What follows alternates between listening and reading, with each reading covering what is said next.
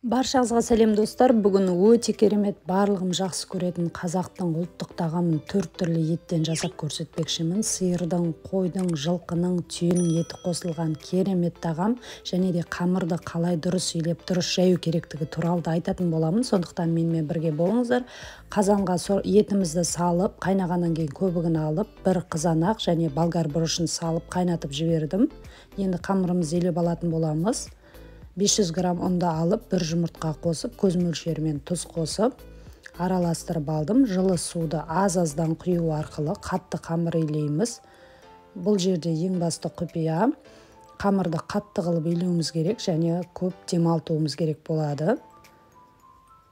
Суды бірден құйып жіберсеңіздер, қамыр жұмсақ болып кетуі мүмкін.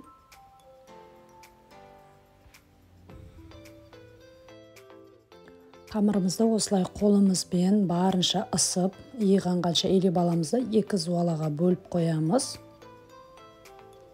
Бірінші ет асуды жоспарлаған кезде бірінші қамырды илеп қойсаңыздар болады. Сонда уақытыңыз көп болған сайын, осылай 10-15 минут сайын қайтарып тұрсаңыздар, керемет болып шығады. Мен 3 рет қайтардым осылай. Қамырымыздың демалғаны осылай жылтырап, қамырымыз әдем болып шығады.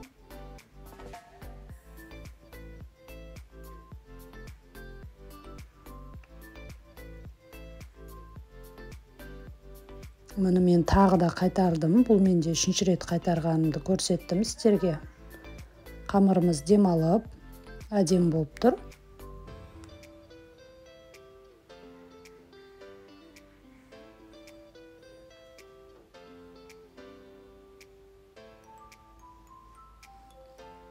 Енді қамырымызды жаюға кірісеміз. Ұнды көбірек сеуіп, осылай қолымызбен жаюға ыңғайлап аламыз да, оқтаудың 2 шетін ұстап отыру арқылы жайып шығатын боламыз қамырды. Жаю ондай қиын болмайды. Ең бастысы қамыр демалып, қатты болып иленген болса, бізде міндетті түрде қамырымыз жабыспай, жыртылмай пісетін болады.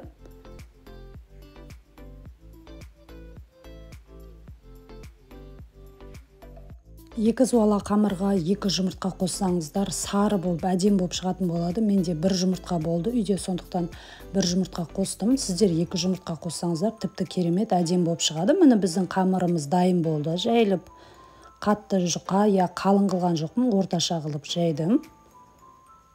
Енді қамырымызды кесіп, пісіруге дайындайтын боламыз. Міне осылай әдем болып шықты. Етімізді сүзіп аламыз. Мен 2 сағаттай қайнаттым, сүрленген ет болғандықтан көбірек піссін деп. Енді бұл жерде сиырдың, қойдың, жылқының, түйенің өркеші қосылған керемет тағам болды. Сүрленген және свежий еттерді араластырып пісірдім. Сәбіз, картопты да салып пісіріп алдым. Енді сорпаны қамыр салмастан бұрын ішуге арналған сорпаны осылай бөлек құйып алып қоямын. Себебі қамыр салғаннан кейін сорпамыз қоюланып қалады. Одан кейін тұздығымызды дайындап аламыз. Пиязды турап, осылай майынан қалқып алып, 5 минут баяу отта қайнатып алатын боламын. Сонда пиязымыздың ашысы кетіп, қатты езілмей, әдем болып пісетін болады. Қызым да жағаласып кетті, қамыр салып көмектесемін деп. Міне сонымен қамырды салып, 5 минут қайнатып, сүзіп алдым. Осымен етіміз дайын болды. Өте керемет тағам болып шықты. Сіздер де жасап көріңіздер. Менің каналымды қолдап, лайк, комментарий қалдыруды ұмытпаңыз. Ас болсын.